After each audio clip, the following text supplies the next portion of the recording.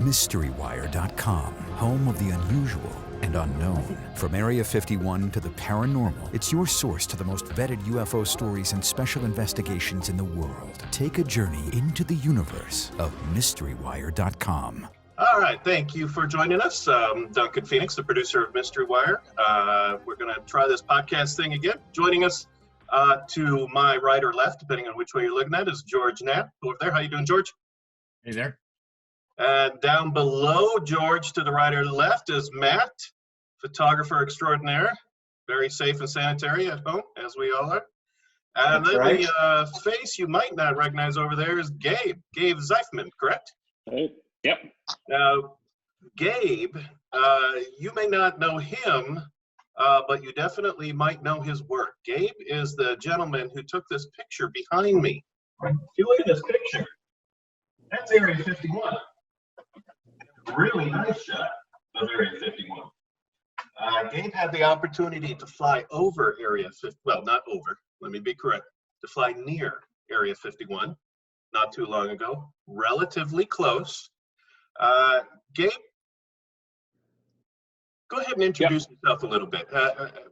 How did you get up in the air around Area 51? Oh, so it's just been interesting, that whole airspace and test training range out there, and I decided to go fly out there one day, and they let me get pretty close, and I took some pictures, and I thought, well, that was pretty cool, and I'd like to try to get some better ones, so I went back with a better camera. So I ended up getting some pretty interesting shots from some unique angles.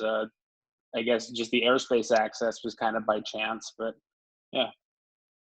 Gabe, do you think you are allowed to get in there closer than ever before because of the virus, the pandemic shut down, that some of the things out there, their shields are lowered in effect? Not really. The first time I went was back in November, so it wasn't like a factor then. It was just a weekend when there was really no activity on the ranges. So yeah, I think it's more just like the activity, what they're protecting airspace for. Is the way sort of a way you can describe how close you were this last time when you took all these great photos compared to what it normally would be? So on the south side, the closest I've gotten is about 9 nautical miles, and that's pretty much as close as you can get. And then this last weekend, I got about 11 miles on the east, and I actually wasn't even in restricted airspace. So you can go where I went last weekend any time, whatever the airspace status is. So that only the east side is not within restricted airspace, so you can do that whenever. But yeah, that's what I did last weekend. But the 2 times before, I was able to go in restricted airspace and get slightly closer, but from those different sides.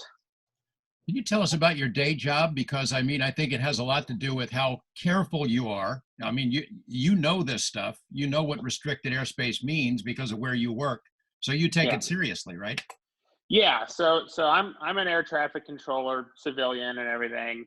But the facility I work at, we do have restricted airspace for hazardous activities. So, yeah, I definitely respect the airspace and understand how it works.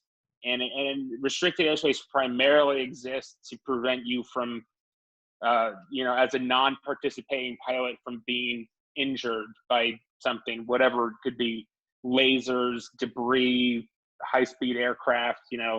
There's all sorts of hazards. I think the definition says, a lot of hazards that could be unseen by a pilot that you can't effectively avoid. So that's the primary reason restricted airspace exists, is to separate non-participating aircraft from hazardous activities.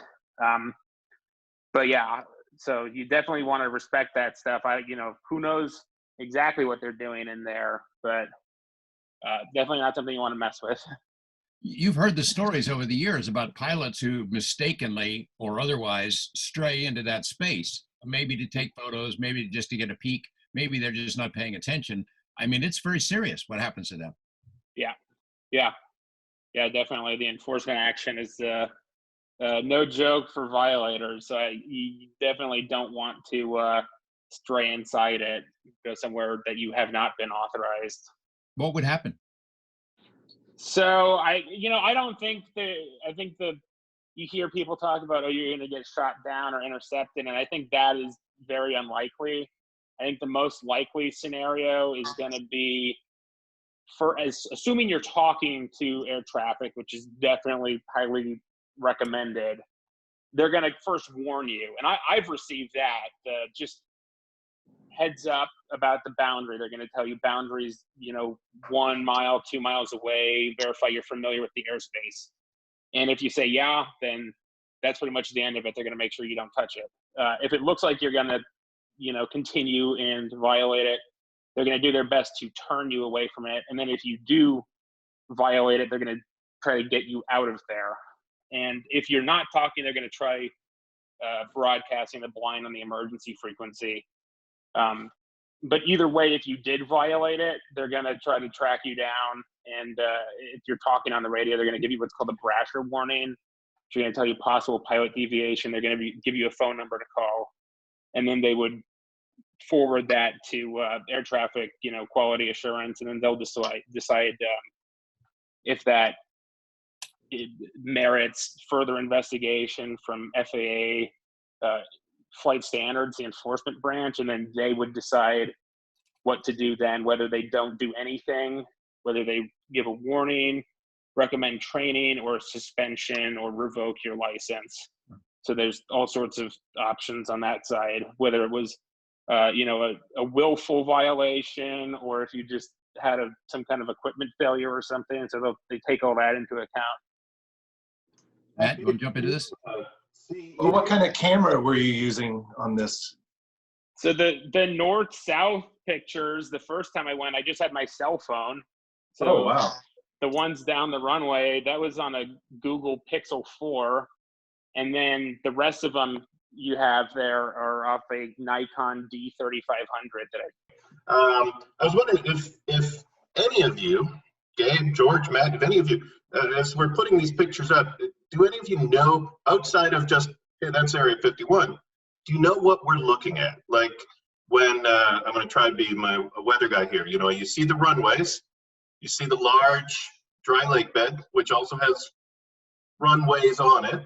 Some of them look better than others, especially like when you look at Google Earth and satellite images. You see some hangars. You see an outlying hangar way down at the end. Do any of you know anything about what we're seeing here? Gabe, you could talk about the runways, maybe. I don't know a lot of details. Like I can definitely identify in the close-ups like a couple navigation aids. Like it's called a TACAN, so that would be just a ground-based navigation aids that planes would more or less home into. And then you can see the control tower. I know that runway on the left is closed. The right one is the main used runway. But I mean, as far as like the specifics on the buildings, I don't really know anything. There's some pretty detailed information online. Lazy G Ranch has a lot of information about the base and what the facilities are. Dreamlandresort.com has a lot of information. People have written pretty extensive articles about what those buildings might represent, the red hat section, things of that sort. But I'm not an expert on it. I would hate to hazard a guess, and there are a lot more knowledgeable people who maybe we'll bring some of them on who can talk about what they suspect is going on out there, but I don't want to say it. Gabe, you had a chance to not only see this base a couple of times, you've seen other bases out there, other runways. Describe this, especially the Tonopah test range. You got to see that pretty well. Yeah. So like what you're seeing out there? Yeah. I mean, I guess it's a pretty similar layout throughout. You have your rows of hangars and pretty clear access to the runway, and then there's usually a couple navigation facilities, but I guess nothing. This is a view of Tonopah.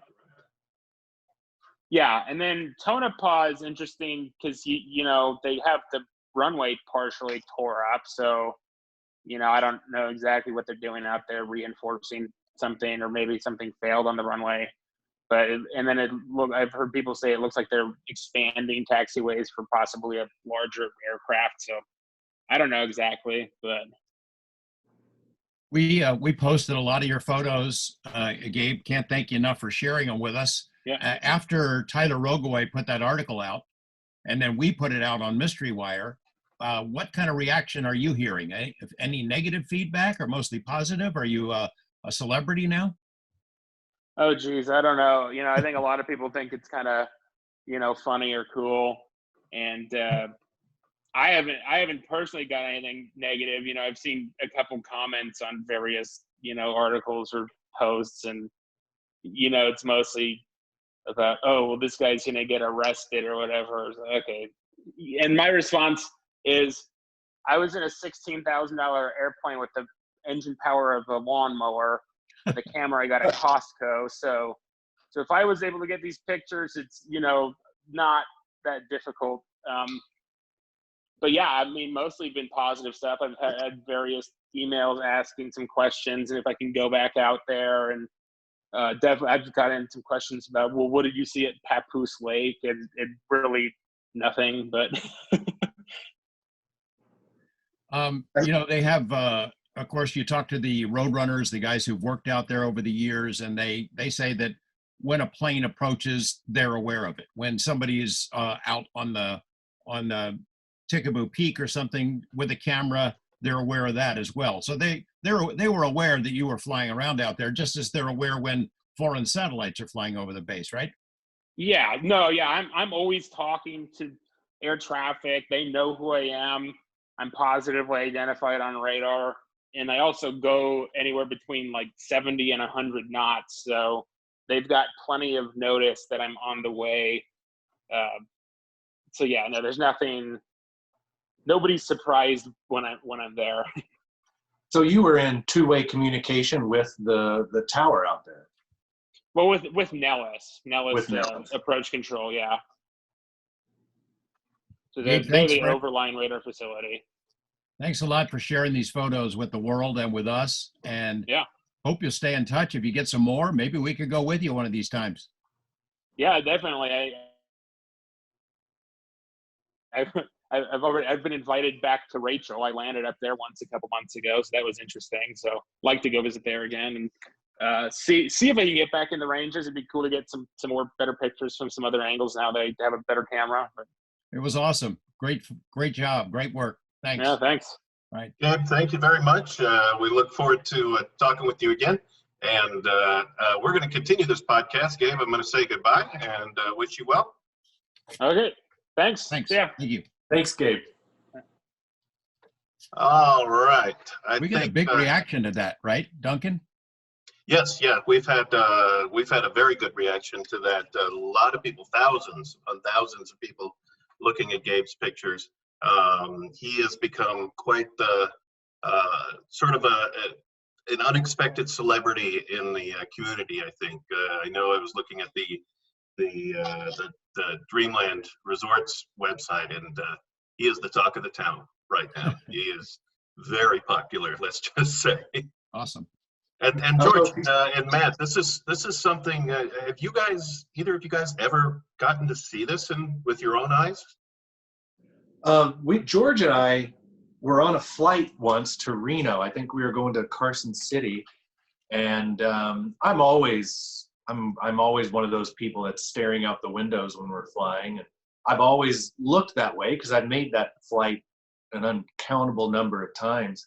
And I'm always looking, and one time I just see that iconic runway and that dry lake, and it was just perfectly framed up. And I remember, I think I tapped George on the shoulder. I was like, George, look, there it is. And I think I even snapped a picture with my iPhone, but that was the only time that I've really seen into the base. I've seen it a couple of times. It used to be a place called Freedom Ridge where you could get pretty close to the base. You climb up this ridge and you could use visual aids and telescopes and binoculars and things to take a look at the base. And then the government took that away. And then there was a place called Whitesides Mountain, which is outside the base itself. But I climbed that one year in the mid 90s. Got a pretty good look at the base from there. Now the only place you can really see it from the ground is Tickaboo. and you got to have a really powerful lens, and it's a heck of a climb to get up there. But yeah, there's a lot of people have been able to get a glimpse of the base. A couple of times over the years since we've been covering Area 51, pilots have strayed a little too close, and the stories are kind of legendary. There was a British TV producer who flew there and got really close, and then all of a sudden you see an F-16 pull up alongside of him and told him to get the hell out of there, basically. And there are stories about pilots who made the mistake of flying over and that they were forced down to land, and they get a very terse warning once they land. They get debriefed. Some of them have been detained. Same as people on the ground who have strayed over the border. A lot of people over the years, Matt and I have heard these stories from dozens of people who want to plan to try to infiltrate the base and sneak on and get photos. It's a really bad idea, just as that idea of storming Area 51 was a bad idea, because they will catch you. They got sensors of all kinds out there. They will find you. We had the story that we posted on Mystery Wire about the unfortunate tour bus driver a couple of years ago who was talking to his passengers in the back and blew right past the warning sign. And he gets driving a little bit further and realizes, hey, where are those guys? Where are the camo dudes? And they were right up behind him. He had crossed the line, and they forced him out, debriefed and detained the passengers as well. They were all threatened with big fines, and I think they let him off with a warning, but the driver was prevented from touring that place for the next couple of years. I don't know if he's doing it again now or not. So they're very serious about their security out there. Yeah, we were taken on a tour of the outskirts by a man named Chuck Clark, who used to live in Rachel. He doesn't live there anymore. And he was using an RF detector that was picking up radio frequencies, and he was picking up these pings off the side of the road when he drove. And so he decided to investigate further, and whenever he started kind of digging in the dirt, he found all these electronic devices. Well, he took George and I out there and showed us how he found them, and we were on public land. We were not on the base property. And I think it was a week later, the FBI came knocking at his door and took his computer, and I think he decided to stop poking around after that. Yeah, the Joint Terrorism Task Force came into Rachel. They took everything, his computers, his photos, all kinds of equipment and material that had nothing to do with anything on Area 51. And he was out of town at the time and was pretty scared. He was facing some charges for destroying government property. And of course, while we were with him, he did not destroy any government property. That government property, as Matt mentioned, was way out on public land anyway. But Chuck Clark, I think, decided that was enough. That was the end of his career as probing the outskirts of Area 51. Well, the government claimed that he had removed one of them, but we were with him when this occurred, and it was no different than if you and I were hiking out on BLM land and we kicked one of these things. I mean, the exact same thing could happen. You could dislodge it. It wasn't really hidden so well that he had to like get out a spade. It was more like, hey, I'm going to kick some rocks to the side and look, here this thing is laying here. Yeah. So I'm relatively new to the world of this. You guys have been doing this for a long time now. Not to date you, but for a few years. Where does this stack up? Having this this gentleman getting this sort of visual access. Where does this stack up in the realm of Area 51? You know, you've got Bob Lazar. You've got so many other stories from former people that claim to know what's going on out there. How does this stack up? These are pretty good photos. I mean, they're really clear, and he's got a lot of them, and you know, it shows pretty much everything that's out there. So they're really good. There are other photos sort of like this, but these are new. They're recent, so they've got a lot of attention. You know, there are satellite photos that have been available online that have been taken by Russia. There's Google Earth images. There are the ones that aren't clouded on purpose. Maybe the best close-up photos I ever saw were from John Lear. This was taken I think in the early 80s. He and Jim Goodall used to go out there. And in those days, before the public land seizure, you could drive right up to the edge of the base, which is what he did. Took some photos of the control tower and some radar arrays and things of that sort. And I think those days are gone. That'll never happen again. But we, Channel 8 used to go out there and go right up to the guard shack, which is another 11 miles beyond what is now the perimeter of the base. And you could stand there and do stand-ups and take videos, and they didn't get too upset about it, but those days are gone forever. To me, the most interesting thing are the angles that he's gotten, and they're angles that, you know, you cannot get them any other way than from an aircraft. And he's flying at, I would guess, a pretty low altitude. And so that's another thing that really makes it different. You see, you can really see the proportions of the size of some of those hangars. They are enormous. And I've seen photos of them before, but a lot of times they're kind of off by themselves and you can't see them compared to other buildings. So the size is lost. But some of these photos, I'm looking at one now, it's just the size of these hangars. I cannot imagine how big they are inside. And what the project is that's being housed there. Right. So moving on, got a couple other things to talk about. Lately, George, we just spotlighted a couple of guys that you had spoken to from the UK, talking about that there's a similar site there as to Skinwalker Ranch up in Utah. Tell us about that. Yeah, this is an interview we conducted, 2 interviews that Matt and I conducted at a UFO expo in Los Angeles a while back. And these were 2 guys I really wanted to talk to, Stephen Mira and Barry Fitzgerald. And they sort of are Butch Cassidy and Sundance Kid of British and Irish ufology. I think Barry started by investigating ghost cases, and Stephen has a UFO-themed magazine that he publishes online. They joined forces to sort of figure out what they're looking for is kind of a unified theory of weirdness. Is there something that ties together these various kinds of paranormal phenomena, what we call paranormal, that ties them all together, that links them together? The kinds of things that you have at Skinwalker Ranch in Utah. So you have poltergeist type activity, UFOs, orbs, Bigfoot and creature sightings, animal mutilations, crop circles, all that stuff happening in one place, which I think justifiably ranks it as maybe the weirdest place in the world, certainly the most intensely scientifically studied paranormal hotspot in the world. And these guys have been looking into whether there are similar places elsewhere in the world. That's the same thing that NIDS did. That's the same thing that VAST did on the OSAP study, looking for other places that they could investigate to see, again, if they could find out the common link. What links all these different phenomena together? And Stephen and Barry shared with us in this interview that there are a couple of places like that in the UK. There is a sheep ranch that has been the site of hundreds of mutilation incidents over the last couple of years, being investigated by a team that's there on the ground. In addition to the mutilations, the locals are reporting strange lights in the sky, creatures, crypto creatures being seen, what you might call ghost type activity, all in the same area. So they're on the ground and trying to figure it out. And Steve and Barry have been in touch with them. Barry, I believe, has been to Skinwalker Ranch in Utah and has conferred with the team that's studying it now to compare notes. The 2 of them gave us a great interview about some of the factors that they look for, measurable factors that they look for that seem to pop up at multiple of these hotspots. Geomagnetic anomalies is something that they look for when they're investigating these places where there's multiple different kinds of phenomena. So it's a really cool interview, and I hope people will check it out. There are several references to their work and how it coincides with what's going on at Skinwalker Ranch in Utah. And we're getting a lot of good feedback on it since we posted it on Thursday.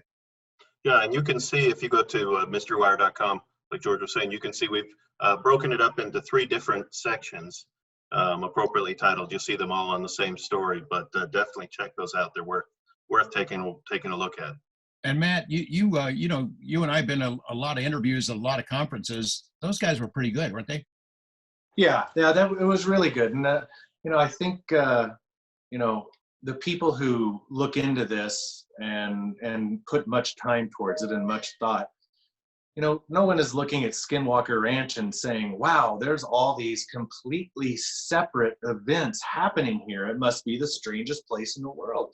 And the kind of one of the conclusions that they've come to, which, you can see in George and Colin Kelleher's book, Hunt for the Skinwalker, one of the ideas, and many people have fallen into this and started thinking along the same lines, is this isn't this isn't a whole bunch of separate things happening. This isn't a whole bunch of separate entities all stalking this ranch. There is a relation. There's some sort of relationship with these. I mean, how is a UFO related to a dire wolf?